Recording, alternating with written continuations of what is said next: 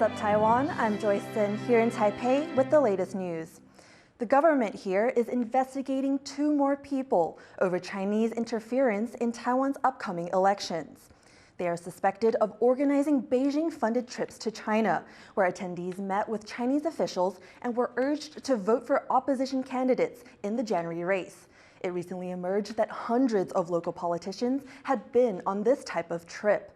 Taipei has increasingly warned of Beijing's attempts to disrupt the elections through disinformation, cyber attacks, and cognitive warfare. For more on how China is trying to win over some Taiwanese people, reporter Rick Lauert spoke to Chen Yi of Nottingham University's Taiwan Research Center. A lot of Taiwanese leaders are sounding the alarm over Chinese infiltration and influence on Taiwan's upcoming elections. How does China try to influence, disrupt, or determine Taiwan's elections? Every 4 years Taiwan had an election, China would have some military exercise around the island or across the Taiwan Strait, trying to intimidate Taiwanese people. Every time it's actually resolved or received counter effect to actually prompt the opposition party DPP more successful. So in that sense, I think China learned that military exercise actually didn't bring the outcome they would like to have. China still is trying to infiltrate in Taiwan, that's for sure. It's just that they wouldn't do that obviously as a sending over the fighter jet, buying or sanctioning Taiwan. But you just can't really be unaware of China's trying to manipulate Taiwanese audience in terms of the web message of through live, through also the news of the China's infiltration. And we've been hearing a lot about local Taiwan politicians visiting China, receiving subsidized food and travel, and meeting with Chinese officials there. Could you tell me how big a threat is this sort of thing for Taiwan's elections? First of all, I don't think these trips are illegal because they are individual and Taiwan is a democracy, and which is difficulty. That in a democracy, you could go anywhere, right? You could take the trips and you could receive the whatever the rewards of the trips. But it's just need to see into this ripple effect, how big it could make to the voters. So if those local officials they went to China and then he would be able to influence their voters to a larger scale, I would be very surprised because again, that is what I said. Most of the Taiwanese citizens have been aware of the Chinese influence and have been knowing that China is trying to buy hearts and minds. How has China been changing its tactics as it looks to win over hearts and minds in Taiwan? And are these efforts succeeding? I think China has been a bit tired of Taiwanese people don't bite the bait. So in that sense, I don't think that China's still trying to do all the time those tricks, but it's not. They just don't find those tricks are really working. The disinformation might work better because it's infiltrating further and deeper to the Taiwanese society. I think that China, in many ways, have been trying to maneuver Taiwan, but in many ways, those tactics couldn't really succeed because it's actually touch upon the really soft part of Taiwanese people's hearts and mind, which is, would you like to trade the democracy that your generations and before your generation you fought so much for with an autocracy society? That was Professor of Politics and International Relations Chen Yi speaking to reporter Rick Lauert. Meanwhile, Taiwan's presidential hopefuls have spent a busy day crisscrossing the country. They have just over a month left to convince undecided voters. And as John Ventrius reports, they're now hoping bread and butter issues will get the job done. Taiwan's 3 presidential candidates have found their voices. In the early stages of this campaign, the spotlight was on the theatrics of deciding who would run. But with that settled and just weeks until Election Day, it's now time for business. That includes winning over the bloc of voters not entrenched behind party lines, the persuadable. And that means concrete issues are finally coming to the fore. Ko Wen-je of the Taiwan People's Party has taken up a cause that resonates in Taiwan, fixing the country's stagnant wages. He wants to give tax cuts to companies that give raises and force publicly traded companies to publish how much they pay workers. 过去20年，台湾 GDP 成长很多，可是实质薪资没有成长，所以从数字上就知道，老板赚的钱没有给员工分享。 It's part of a 4-point economic plan that also includes giving more time off for workers, a reform of the pension system, and boosting the workforce by bringing in migrant workers and encouraging retirees to go back to work. He's not the only one finding an audience. The Democratic Progressive Party candidate Lai Ching-te is gunning for the high-tech corridor that runs along Taiwan's northwest coast. Winning support here won't be easy. This is a bastion of the rival Kuomintang. But by promising to expand the tech industry and bring other improvements, he thinks he can pull it off. 我有提出一个桃竹苗大矽谷计划，因为新竹市的科学园区应该要往外扩，然后同时呢，我们应该要解决交通的问题，还有改善生活环境，然后基础建设要做好。 And current events are seeping into rhetoric too.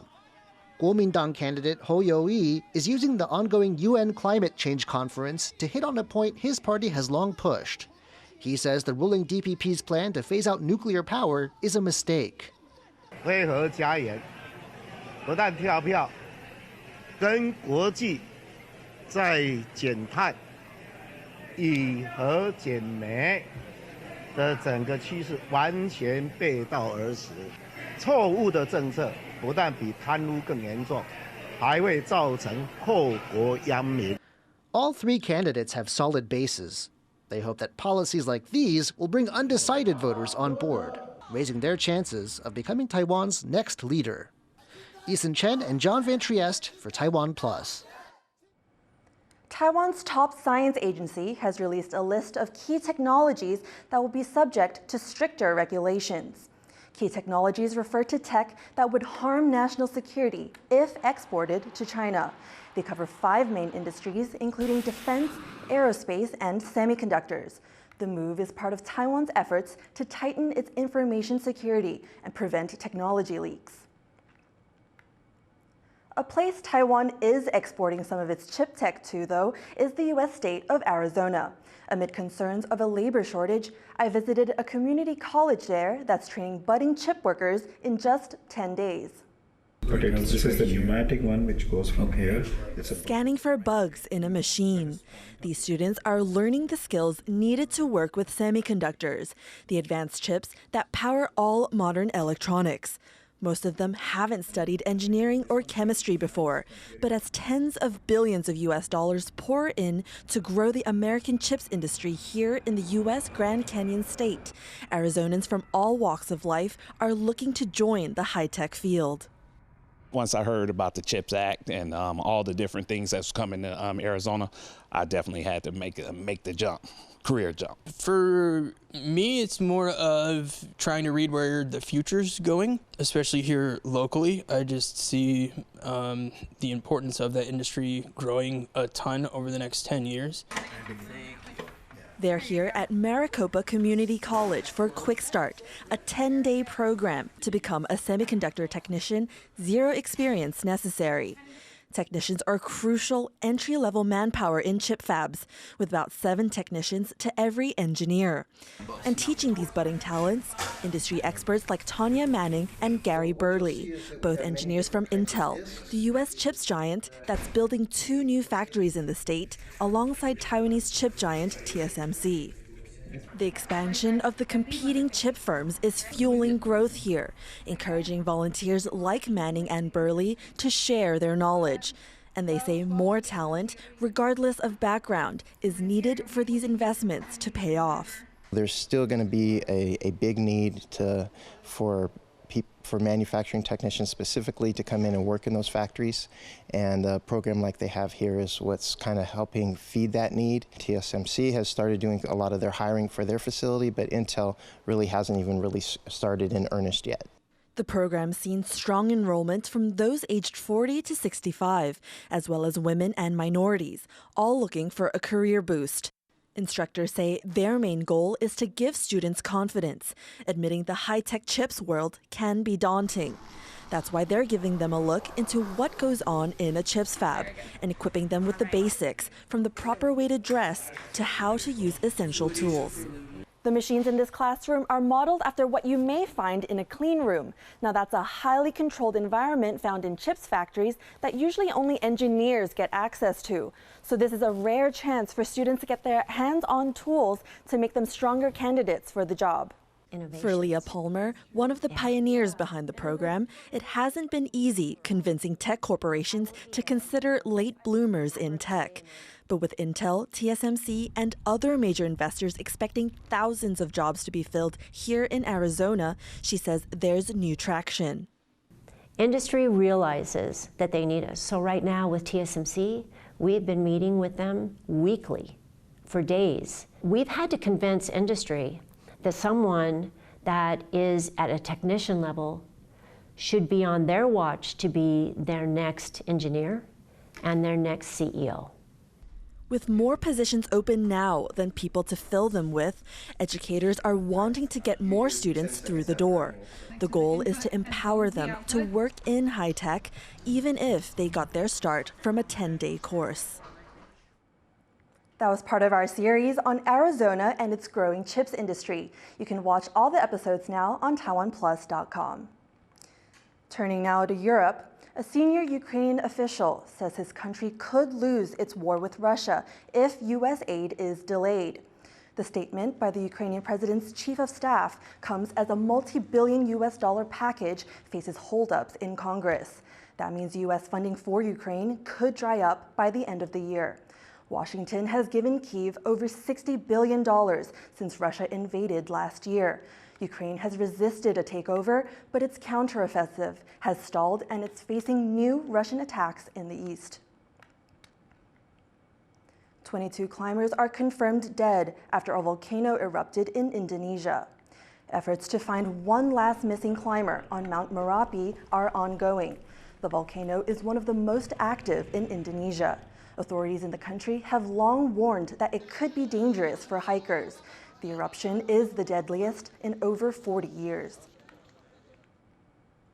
Conservationists are making plans to protect whales and dolphins off Taiwan's coasts. John Van Trieste takes a look at what they have in mind. The seas off eastern Taiwan are home to around 20 types of whales and dolphins. They swim along the Kuroshio, a current that carries warm water northward towards Japan. But the warmer waters also bring rich stocks of fish and fleets of Taiwanese fishing boats. Conservationists are worried about their activity disturbing the marine mammals. One NGO has been working on a plan of action for 3 years. 把它盘点出来，比如说繁殖啊，或者是觅食啊、休息这些地方是很重要的。那如果这些地方确立的话，有没有可能我们在这边定一些管理的规则，跟渔业的活动可以做出一些区隔？ And that's just the start. The NGO also plans surveys of boat movements, marine trash, and fishing activity. It'll also identify what parts of the sea provide the most important habitat. This data will all go to the International Union for the Conservation of Nature.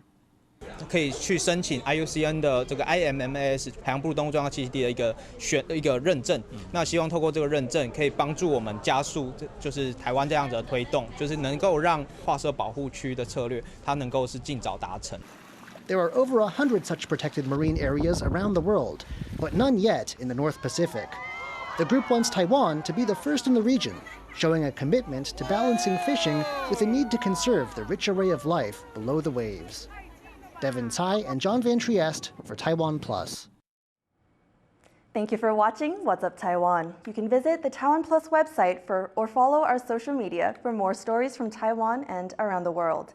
Finally today, check out these Santas running for charity in Liverpool. I'm Joyce. Take care and see you next time.